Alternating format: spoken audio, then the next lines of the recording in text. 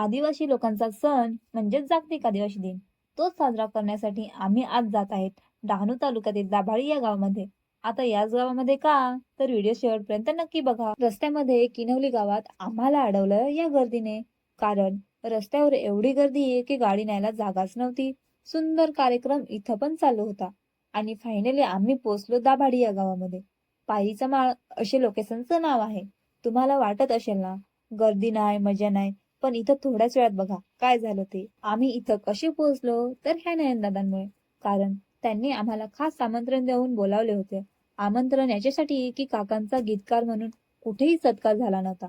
म्हणून नयनदादांनी याची दखल घेत प्रामाणिकपणे सन्मानासाठी बोलावले. काकांचा सत्कार पुढे बघू. या कार्यक्रमाची खास गोष्ट बघा. ही बनवलेली आहे आपल्या हिरव्या देवाची स्मृती.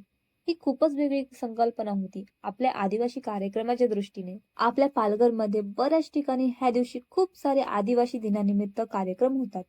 पण अशा संकल्पना मांडून विविध कलाकृती सादर करून कुठेही कार्यक्रम होत नाही असं मला वाटतं. कारण ह्या गावामध्ये प्रत्येक वर्षी आपल्या आदिवासी संस्कृतीमध्ये असणारे आपले देव, रूढी, परंपरा यांच्या स्मृती उभारून त्यांचे पूजन केले जाते. ह्या वर्षी पण हिरव्या देवाची स्मृतीचे सर्व ग्रामस्थांनी पूजन केले. अजून एक खास गोष्ट म्हणजे कार्यक्रमासाठी सर्व नागरिकांनी हजेरी लावली होती.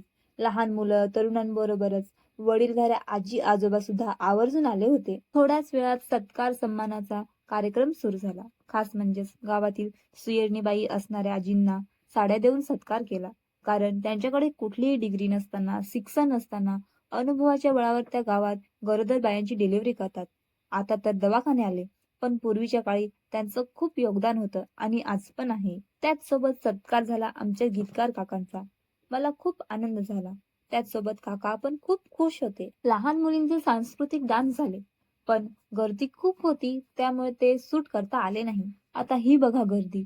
पूर्ण पायरीचा माळ भरून गेलेला आहे. मस्त पूर्ण पब्लिक आनंदाने नाचत होती. त्या रस्त्यावर गाड्या बघा. पूर्ण आसपासच्या गावातून लोक बघण्यासाठी, नाचण्यासाठी आलेली होती. संस्कृती जपणारा आणि त्याचसोबत लोकांचं मनोरंजन करणारा कार्यक्रम छान वाटला. असेच संस्कृती जपणारे कार्यक्रम व्हायला पाहिजेत का? कमेंट करून नक्की सांगा. आणि ह्या छोट्याशा मिनी व्लॉग साठी एक लाईक आणि शेअर नक्की करा. जय आदिवासी, जय जोहार.